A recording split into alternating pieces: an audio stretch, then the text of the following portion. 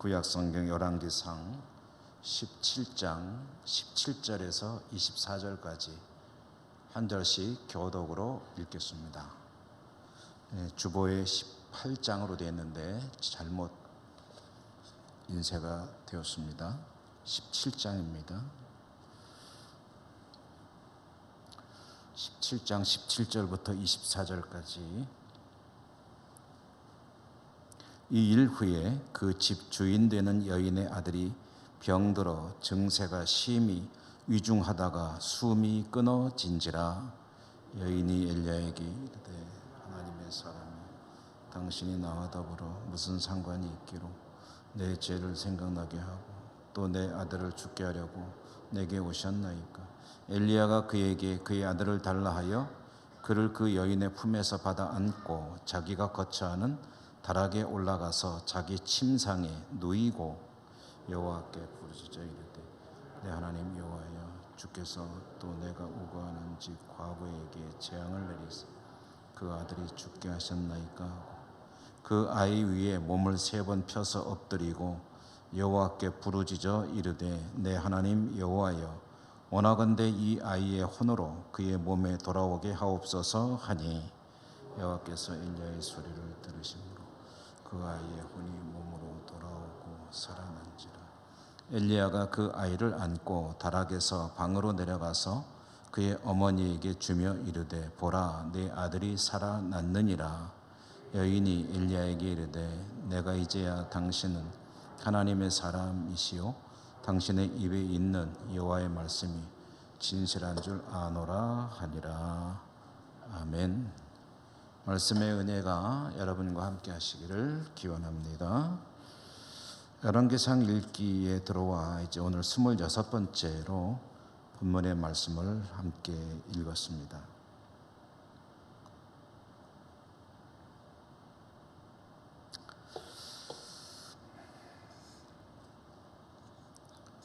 엘리야는 하나님 명령에 따라서 하늘에서 비가 오지 않을 것이다, 이슬도 내리지 않을 것이다 하는 그런 아주 위협적이면서도 또 이스라엘 백성들로서는 가슴이 철렁할 그런 선포를 하였습니다. 이 일은 아합과 이세벨에게는 용납이 어려운 그런 국가적으로 해가 되는 일에 대한 그런 저주의 선포이기 때문에 당장 엘리야를 체포하려고 했겠죠. 엘리야는 아합과 이세벨의 칼을 피해서 피신을 하게 되었습니다. 하나님은 엘리야를 그리 시냇가에 머무르게 하셨다가 비가 계속 안 오니까 이제 시내가 마르게 되죠. 그래서 그 다음에 제2의 은신처인 시돈 땅 사르밧으로 가게 하셨습니다. 사르밧에서는 홀로 사는 한 여성이 있었는데 그 여성에게 이제 엘리야가 몸을 위탁하게 된 것입니다. 엘리야의 피신 환경은 대단히 열악했죠. 기본적인 의식주의 환경도 대단히 나빴고 또 신변 안전 차원에서도 굉장히 위험한 그런 곳에 머무르도록 하나님은 명하셨습니다. 시돈 땅 사르밧이라고 하는 것은 지금 엘리야가 대적하는 아합과 이세벨 바알 신앙의 본산지라고 할 수 있는 적의 중심부라고 할 수 있겠죠. 그런 곳에 들어가서 숨어 지낸다 하는 것은 사실 하루하루가 조마조마할 수 있는 그런 위험한 곳이었습니다. 그 말씀을 우리가 나누면서 이런 생각을 또 함께 해봤죠. 하나님께서 명하시는 일을 감당하는 하나님의 종, 하나님의 사역자들에게 하나님께서 그의 현실적인 삶의 환경, 조건들은 좀 좋게 해주시면 좋지 않겠는가? 왜 이리 아슬아슬하게 조마조마하게 지내야 하는가 하는 그런 말씀, 그런 질문을 한번 제기해 보았죠. 그리고 성경을 통해서 우리가 얻은 대답은 하나님께서 까마귀에게 명하였다. 그리고 이 사르밧에 홀로 된 한 여성에게 명하셨다. 그렇게 해서 엘리야를 위해 준비하셨다라는 말씀 속에서 답을 얻었습니다. 이 하나님께서 까마귀에게 명하셨다. 그리고 사르밧에 홀로 된 여성에게 명하셨다라고 명하셨다는 이 말은 까마귀에게 직접 하나님께서 말씀으로 지시하셨다. 또 사르밧 홀로 된 여성에게 하나님께서 나타나셔서 계시하셨다. 이런 말로 이해할 필요는 없습니다. 이것은 하나님께서 까마귀든 홀로 된 여성이든 이미 엘리야가 지낼 수 있는 준비를 다 해놓으셨다. 다 대비해 놓으셨다. 그런 의도를, 그런 의미를 까마귀에게 명하셨다. 여성에게 명하셨다. 이렇게 성경은 표현하고 있습니다. 하나님께서는 좋은 조건은 아닐 수도 있겠으나 사실은 필요한 것은 반드시 준비하시고 하나님의 종들에게 일을 명하신다라는 것을 이 말씀을 통해서 우리가 한 번 더 확인할 수 있었습니다. 엘리야가 사르밧으로 가서 하나님께서 준비하신 여성을 만났을 때 그 여성은 죽을 준비를 하고 있었습니다.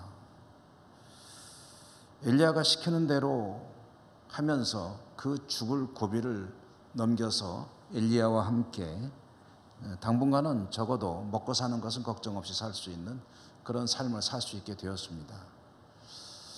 자, 여기까지가 이제 우리가 지난 수요일 보았던 이야기라고 한다면 오늘 읽은 말씀의 이야기는 그 뒤에 이어지는 내용인데요. 엘리야는 그렇게 생각했을 겁니다. 이제는 여기서 당분간은 뭐 걱정 없이 지내겠구나. 왜냐하면은 말하자면 쌀독에 쌀이 끊어지지 않고 반찬통에 반찬도 끊어지지 않고 계속해서 먹고 살 수는 있고 집은 그 여성의 집이 있고 방 한 칸 내줬으니까 거기서 지내면서 해주는 밥 먹고 언제까지 지내면 되지 않겠나 하는 생각을 하고 있었고요. 이제는 되었구나라고 마음을 놓고 있을 때 또 엘리야가 몸으로 위탁한 그 여성도 여러 가지로 혜택을 보는 거니까 마음이 좋았겠죠. 밥 한 끼 마지막으로 식사하고 아들하고 같이 굶어 죽으려고 했는데 그런데 여호와 신의 선지자가 나타나서 계속해서 기적이 일어나고 먹을 것이 끊어지지 않으니까 이제는 뭐 걱정 없이 살게 되었다라고 생각하고 있었을 텐데요. 사람이 사는 세상은 항상 예상을 뛰어넘는 뜻밖의 일들이 발생하죠. 생각지도 않았던 일들이 발생하는 것이 인간 세상의 삶 아니겠습니까? 그만 이 여성의 아이가 이제 죽게 되는 그런 일이 발생하였습니다. 홀로 된 여성이 아이 하나 데리고 살고 있다. 그렇다면 여러분, 이 여성에게 있어 이 아이가 그 인생의 어떤 의미일지는 뭐 너무나도 쉽게 우리가 이해할 수가 있죠. 물론 자녀가 아무리 많다 한들 자녀 한 아이가 소중하지 않은 그런 부모는 없죠. 만약에 그 중에 하나라도 잃게 된다면 부모의 마음은 그야말로 뭐라고 표현할 수 없는 그런 아픔을 겪게 되는 것이겠지만 그래도 남편 없이 홀로 아이 하나 데리고 살아가던 여성의 아이가 그만 목숨을 잃었다라고 한다면 그 엄마가 받게 되는 충격은 뭐 다른 일반적인 가정들하고는 또 다른 그런 엄청난 무게였을 것입니다. 하늘이 무너지고 땅이 꺼지는 것 같은 그런 절망에 빠지게 되겠죠. 아니나 다를까 이렇게 아이를 잃은 여성은 엘리야를 향해서 그리고 하나님을 향해서 극도의 정말 말을 절제하기 힘들지 않았을까 생각이 돼요. 근데 원망을 쏟아내어 놓았습니다. 성경에 보면 이렇게 말하고 있죠. 하나님의 사람이여, 당신이 나와 더불어 무슨 상관이 있기로 내 죄를 생각나게 하고 또 내 아들을 죽게 하려고 내게 오셨나이까. 성경은 이렇게 기록이 되어 있습니다. 이것은 상당히 점잖게 기록이 된 말씀이죠. 이 말을 조금 의미만을 풀어서 옮겨본다면 이제 여성은 이렇게 원망하는 말을 쏟아놓은 것입니다. 이보시오, 하나님의 종이라는 양반, 도대체 왜 날 찾아온 것이오? 하나님은 또 당신을 도대체 왜 나한테 보낸 것이오? 당신이 내게 왔기 때문에 내 죄가 드러난 모양이고, 내 죄가 드러났기 때문에 그 하나님이 내 아들을 죽이는 이런 벌을 내리신 것 같은데, 도대체 왜 날 찾아와 가지고 내 죄가 드러나게 하고 또 그 벌을 받아 내 아들이 죽는 이런 일이 벌어지게 한 것입니까? 도대체 왜 나한테 이러는 거예요? 뭐 이런 의미로 이제 이 여성은 엘리야에게 막 퍼부었을 것입니다.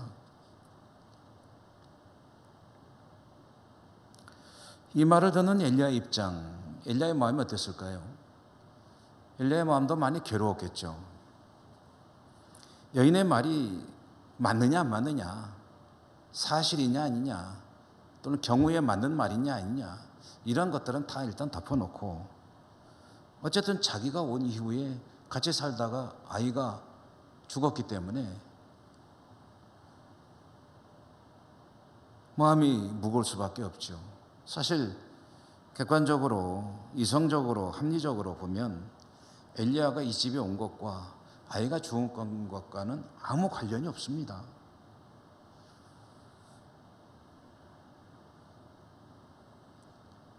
그러나 타이밍상으로 엘리야가 오고 어쨌든 같이 살게 되었고, 그러다 아이가 죽게 되었다. 극도로 비통해하는 이 엄마는 원망할 데가 없잖아요. 그러니까 엘리야한테 다 그걸 퍼붓는 거죠. 거기다가 다 쏟아붓는 거죠. 비통해하는 아이 엄마 앞에서 엘리야가 바른 말 한다고 그 억지 부리지 마라, 이런 식으로 얘기할 수는 없는 거죠. 분위기상 그럴 수는 없지 않습니까? 자신의 입장을 합리적으로 설명할 수도 없습니다. 그게 여차저차 된 건데 사실 그게 나하고는 상관없는 일이 아니요. 뭐 냉정하게 생각해 보십시오. 그 마음은 이해하겠지만 그건 이런 거 아니지 않습니까?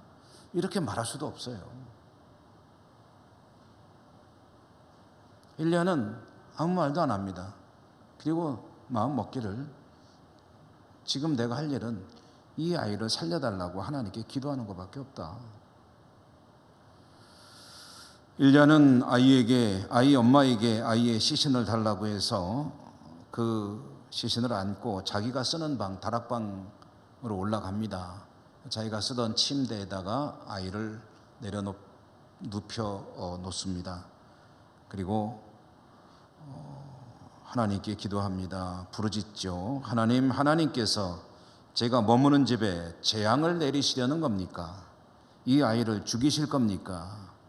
부르짖으면서 아이의 몸 위에 자신의 몸을 3번 눕혔다 하는데, 이것은 하나님께 간절하게 구하는, 그리고 아이를 위해서 자기가 할 수 있는 최선을 다하는 그런 모습입니다. 3번 몸을 덮고 하나님께 기도했다. 하나님, 이 아이의 생명이 돌아오게 하소서. 이 아이를 살려주소서. 엘리야가 하나님께 간절히 부르짖을 때에 하나님께서 그 엘리야의 기도에 응답하셨다. 그래서 아이의 숨이 돌아왔다. 아이는 살아났다는 거죠. 그래서 엘리야가 아이를 엄마에게 돌려주자 엄마가 엘리야에게 하는 말이 오늘 읽은 말씀의 마지막 절이었습니다. 이제 선생님이 정말 하나님의 사람인 것, 그리고 하나님께서 당신을 통해 하시는 말씀이 그대로도 사실인 것을 나는 확실히 깨달았습니다 라고 말을 하는데, 좀 전의 모습을 생각하면 조금 민망하긴 합니다만은, 어쨌든 이 여인은 이 일을 통해서 하나님에 대한 자신의 신앙을 확고하게 하게 되고 하나님의 영광을 드러내는 말을 하게 됩니다. 오늘 우리가 읽은 말씀의 스토리는 여기까지 이렇게 전개가 됐는데요, 오늘 이 말씀 속에 우리가 함께 생각해 볼 그런 내용들, 주제라고 할까요? 그런 것들을 한번 생각해 보도록 하겠습니다. 우선 이 여성이 아이가 죽자 강력하게 하나님과 엘리야를 원망했죠.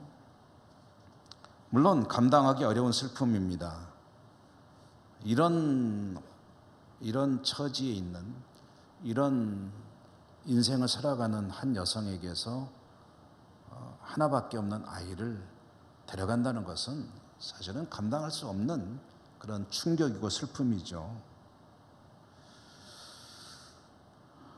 참으로 가혹한 일이긴 하지만, 그런데 이제 우리가 당사자가 아니니까 이제 객관적으로 이 문제를 보면서 한번 이야기를 해볼 수 있습니다. 이 여성이 그 슬픔과 그 비통함을 하나님과 여호와에게 원망하는 그런 모습을 보이는데, 여러분 어떻습니까? 그게 합당한 겁니까? 그렇게 해도 되는 겁니까?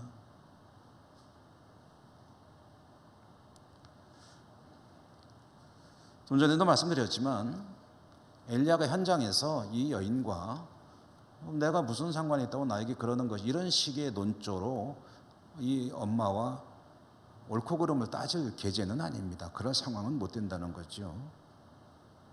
그렇지만 성경을 통해서 이 이야기를 읽게 될 때 한편으로는 하나님 편으로 이 말씀을 읽게 되면 마음이 좀 상당히 불편합니다. 이 여성의 원망, 하나님과 선지자를 향해 쏟아지는 이 원망, 이것을 어떻게 이해해야 하느냐? 사실 객관적으로 냉정하게 이 상황을 우리가 들여다보면 이 아이와 엄마는 모두 다 이미 죽었어야 하는 사람들입니다. 아이는 나중에 병으로 죽기 이전에 이미 굶어 죽었어야 하고, 아이의 엄마도 굶어 죽었을 사람들이었습니다. 엘리야가 왔을 때 이미 먹을 것이 떨어졌기 때문에 그 마지막으로 남은 얼마 안 되는 거 가지고, 우리로 말하면 쌀 한 좀 남은 거 가지고 마지막 밥 지어가지고 그거 먹고 이제는 먹을 거 없으니까 굶어 죽을 작정이다 라고 말하지 않았습니까? 더 이상 생명을 연장하기 어려운 그런 두 사람이었는데, 엘리야가 왔기 때문에, 그게 얼마나 되는지는 모르겠지만 그 기간이 생명을 이때까지 연장할 수 있었습니다.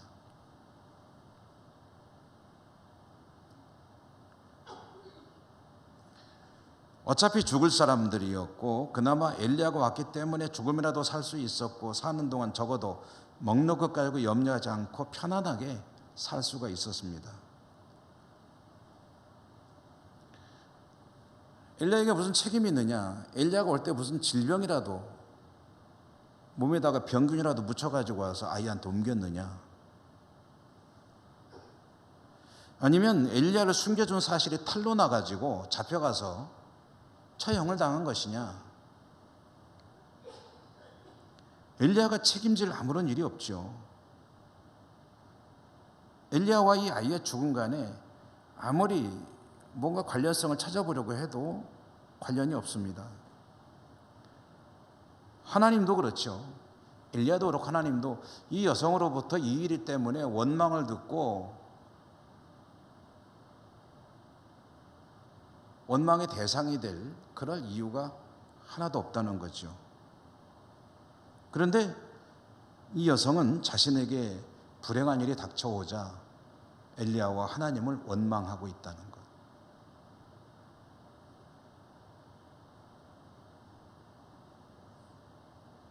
자, 여러분, 이 사람들의 이야기는 여기다 잠깐 두고 이 문제만 가지고 우리의 삶으로 한번 가지고 와보죠. 사실 이 땅을 살아가는 사람들에게 이런 현상은 드문 일이 아닙니다. 상당히 많이 볼 수 있는 좀 익숙한 광경입니다. 사람들은 어쩌다가 어려운 일이 생기면 자기도 모르게 이런 말을 할 때가 있죠. 하늘이 원망스럽다. 도대체 왜 나에게 이런 일이 벌어지는 거냐. 기독교 신앙을 가진 사람이라고 한다면 하늘이 원망스럽다라고 말할 수도 있겠지만, 하나님이 도대체 왜 이러시느냐 나한테, 이렇게 말을 합니다. 주님을 원망하는 거죠. 뭐 그렇게 어려움 당한 분들에게 만약에 제가 이제 같이 있는 자리에서 그런 말을 하실 때 하나님이 당신한테 무슨 잘못했습니까? 라는 말은 못하죠. 힘들어하는 이들에게 뭔가 위로를 해줘야지 거기서 옳고 그름을 따질 그런 상황은 아닌 거죠. 그러면 지금은 우리가 말씀을 함께 나누는 시간이니까 한번 이야기해 보자는 겁니다. 성경에 이 이야기에 기록해 놓은 하나님의 의중 속에는 그런 것들도 들어있지 않겠느냐. 여러분, 사람이 이 땅에서 겪는 불행, 고통 가운데 하나님이 책임지실 일이 있을까요? 하나님이 잘못했기 때문에 내 인생에 불행이 찾아왔다, 이렇게 말할 수는 뭐가 있을까요? 나는 잘못한 거 없는데 하나님이 잘못하셔가지고 나한테 이런 일이 생겼으니 하나님 도대체 왜 이러시는 겁니까? 라고 할 만한 그런 일이 있을까요?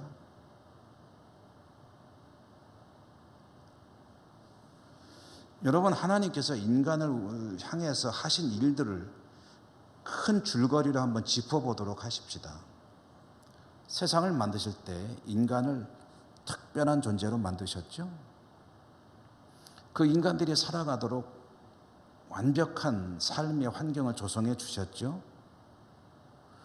거기에 있는 무엇이든지 먹고 살면 되었습니다. 근데 한 가지 금하신 것이 있죠. 선악과. 여러분, 에덴 동산에 먹을 수 있었던 먹거리가 몇 가지나 있었을까요? 오늘날 우리가 먹을 수 있는 먹거리가 종류가 얼마나 될까요? 100가지 될까요? 1000가지 될까요? 10,000가지? 에덴 동산에서 하나님이 아담과 하와에게 모든 걸 다 먹어도 된다라고 하면서 요거 하나만 먹지 말라고 금하신 선악과, 요거 두 개의 두 가지의 비율이 어떻게 될까요? 만약에 먹을 수 있는 것이 100가지였다고 한다면 그러면 계산하기 좋게 보면 1%를 금지한 겁니다.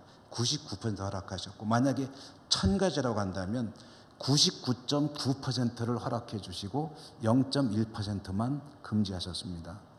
근데 저는 1000가지도 넘을 거라고 생각해요. 10,000가지라고 한다면 0.01%, 10만 가지라고 한다면 먹을 수 있는 것이 0.001%. 여러분, 이 정도로 내려가게 되면 이거는 없다는 소리입니다. 이건 제로라는 소리예요. 하나님이 사실 금한 게 하나도 없어요. 뭘 금했더라라고 찾기도 힘들 정도로 많은 것을 다 먹게 하시고 한 가지만 금하셨는데, 그 찾기도 힘든 것을 사람은 찾아가서 기어코 그것을 찾아내가지고 먹어버렸다는 거죠.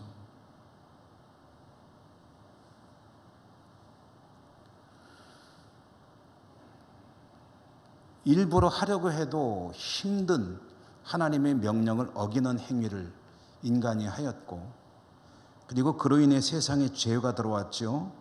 또 온갖 불행이 시작이 되었습니다.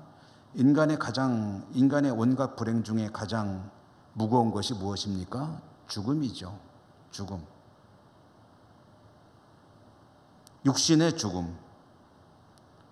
그 외에 죽음 위에 모든 질병과 기근과 전쟁과 가난과 인류의 모든 불행은 이로 인해 시작이 되었고요. 그런 가운데 살아가는 사람들의 삶은 치열하고 고달프기 짝이 없고, 경쟁해야 하고 남을 딛고 일어서야 하고, 그러면서 인간 세상에 들어온 죄의 본성 때문에 욕심이라는 것을 갖게 되고, 그 욕심이 한없이 커져갈 때 하나님이 지어주신 이 좋은 선한 땅은 환경이 파괴되기 시작하고, 더 많이 가지고 더 편하고 더 잘 살려고 하는 인간의 욕망이 커질수록 환경은 점점 무너져가고, 문명이 발달하면서 사람이 살기는 편해졌는지 모르겠지만, 그러면서 요즘 여러분 심심찮게 듣잖아요. 인류는 종말을 향해 달려가고 있다. 앞으로 뭐 한 15년, 20년이면 북극의 빙하가 다 녹으면은 세상이 도대체 어떻게 변할지 과학자들도 무섭다는 거예요. 예측하기가 어렵다. 도대체 어떻게 될지 모르겠다.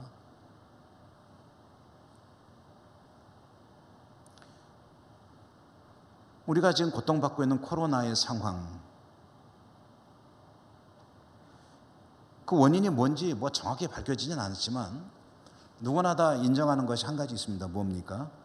환경이 그 하나의 원인이 되었을 것이다. 여기에 대해서는 부인하지 못합니다. 환경을 파괴하는 것이 이와 같은 새로운 질병들을 계속해서 가져오는 것이다.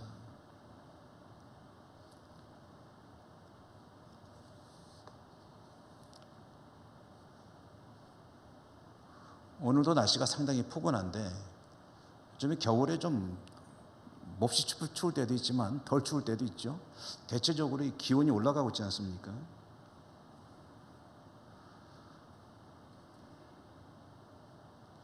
이게 얼마나 더 올라갈지 사실은 잘 모르죠. 여러분, 인간의 모든 불행은 말입니다, 그 인간이 자초하는 겁니다. 죄가 세상에 들어온 것, 그것도 그렇거니와 그 들어온 이후에 벌어진 모든 인간의 불행의 역사는 인간이 만들어낸 것이지 하나님이 그렇게 하신 것 아닙니다. 오히려 하나님은 그렇게 험악해져만 가는 인간 세상을 바로잡기 위해서 사실은 매를 드신 적도 있어요. 그렇지만 하나님은 어떻게든 인간의 세상을 좋은 것으로 바꾸려고 끊임없이 애쓰셨습니다. 죄가 세상에 들어온 이후라도 인간들이 깨닫고 하나님의 율법을, 말씀을 정말 가슴에 담고 바탕에 깔고 그런 세상을 살아갔더라면 세상은 이렇게 험악해지지 않았을 것입니다. 개인의 삶을 봐도 그렇죠. 자신에게 어떤 일이 발생했다고 한다면 그것이 건강의 문제이든 경제의 문제이든 가정의 문제이든, 여러분 냉정하게 말해서 하나님이 거기다 심어 놓으신 겁니까? 하나님이 사업 안 되게 망하게 하셨습니까? 하나님이 질병을 그 안에 심어 놓으셨습니까? 가정에 문제가 생겼다고 그럴 때 그것이 하나님께서 가정 파탄을 일으켜 놓으셨습니까? 문제의 원인은 다 사람이거든요. 그런데 사람들은 자기에게 무슨 문제가 생기게 되면 원인을 자신에게서 찾기보다는 하나님을 원망할 때가 많죠. 오늘 말씀과 연결해서 볼까요? 하나님께서 이 아이를 죽이셨습니까? 하늘에서 벼락이 떨어졌습니까? 여성의 부르짖음대로 이 여성의 죄가 많아서 하나님께서 이 여성의 죄를 아이의 죽음으로 벌하신 것입니까? 말하자면 천벌받은 겁니까? 그런 거 아니거든요. 그래서 사람이 사노라면 수명이라는 것은 사실은 천수를 누리는 경우도 있지만 수많은 사건 사고 속에서 어려움을 겪는 경우들도 있죠.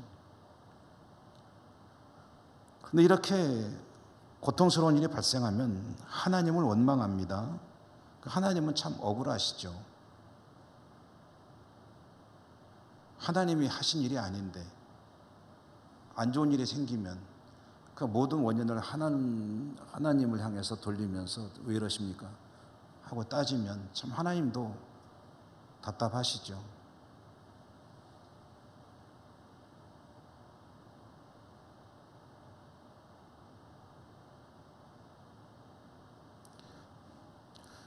여러분, 하나님께서 인간을 위해 하신 일이 무엇인가 생각해 보면 하나님은 끊임없이 계명을 어기고 하나님을 배반하고 마음을 아프게 하는 인류, 성경이 그 이야기 쭉 그 이야기 아닙니까? 개중의 믿음의 사람들이 섞여 있어서 그들이 많은 노력을 하고 애쓰지만 결국은 인간은 점점 더 악해져가는 그런 모습을 보여주죠. 그런 인간을 하나님께서 심판하지 않으시고 기다리시고 하나님의 종들을 선지자들을 보내고, 지금도 우리가 그 얘기 읽고 있지 않습니까? 아합과 이세벨이 더 이상 깨질 수 없는 그런 상황 속으로 갈 때 하나님이 엘리야를 보내가지고 그들을 깨우치려는 그런 시도를 하고 있는 장면을 읽어나가던 중에 벌어진 일을 보고 있는 것 아니겠습니까? 이렇게 하나님은 계속해서 인간을 심판하지 않으시고 기다리시며 돌보시며 역사를 이끌어 가고 계시는데, 그런데 결국은 하나님께서 결정적인 인류 구원을 위한 그런 일을 하시게 되죠. 그것은 인간이 되어 이 땅에 오시는 것이죠. 하나님이 인간에 되어 오시고 인간의 모든 죄를 다 가지고 십자가에 죽으시고 죄를 해결하시고 다시 오마 약속하시고 하늘로 가셨고 성령이 대신 오셔서 이제 세상을 구원하는 역사를 펼쳐나가실 때 교회를 통해서 그 일을 해나가고 계신다. 이것이 지금 우리가 살아가고 있는 시대입니다. 앞으로 이 역사의 종말이 되면 이제 하나님께서 구원하시던 그 역사들을 다 매듭을 짓고 이제 마지막 심판은 있게 될 것이고, 그리고 영원한 하나님의 나라가 이제 또 전개가 될 터인데요.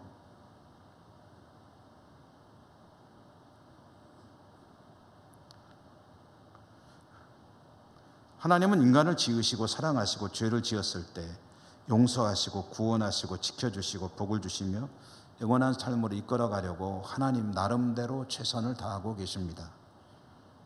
도대체 하나님께서 인간에게 원망을 들을 일이 하신 것이 무엇인가? 여러분 혹시 하나님께 원망스러운 마음이 드는 것이 있으십니까?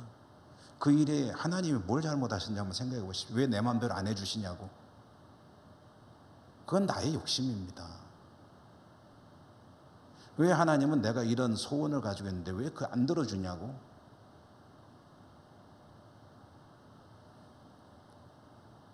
여러분 이렇게 생각해 보십시오.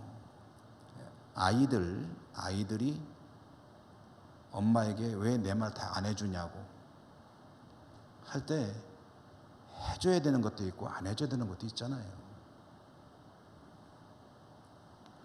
그런데 사람은 저도 그렇습니다. 저도 몹시 불편한 마음이 들 때가 있어요. 하나님이 좀 이건 좀 이렇게 해주시면 얼마나 좋겠는가 하지만 오래 가지 않습니다. 얼렁얼렁 해결합니다. 불편한 마음을.